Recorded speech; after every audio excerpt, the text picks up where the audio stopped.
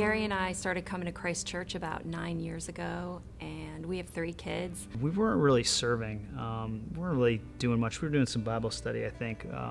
Occasionally, we were more members than leaders. A friend of mine from the church had posted that this soup kitchen down in Green Cove Springs needed some help. My mom mentioned this soup kitchen that she'd heard of from her friends. My mom was like, we're not doing enough at home, you know? I just kind of dismissed it as like one of those things that mom does. I had been thinking about and praying for an opportunity to possibly serve as a family in some capacity, but it's kind of tough when you've got kids in all different stages of life. My name is Gary. And I'm Deb. And this is how we serve. When Deb approached me with a new opportunity to serve, I was not interested. Deb wasn't real insistent, but after thinking about it for a while, we thought the kids were at the right age to come together. We could do something as a family. They needed a leader at each church to fill the spots and get the volunteers that were needed.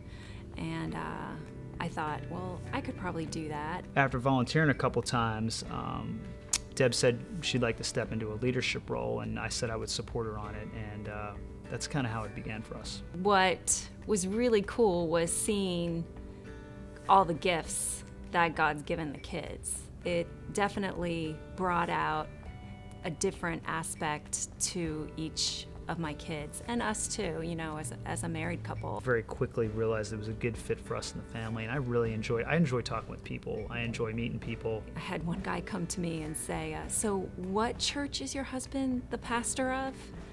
And after laughing for a minute, I, told him like, oh, he's not pastor of church. We're just here serving. You don't have to get on a plane. You don't have to go 1,000 miles away to serve people. There are people right here that live miles from your house that need help, that need people to love on them, that need people to care for them.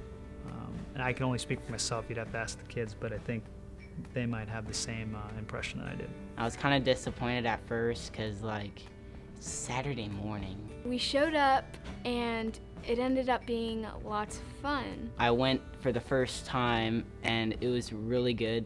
It was definitely a humbling experience. I know if I was their age, I would not want to do anything like that. I was very selfish growing up.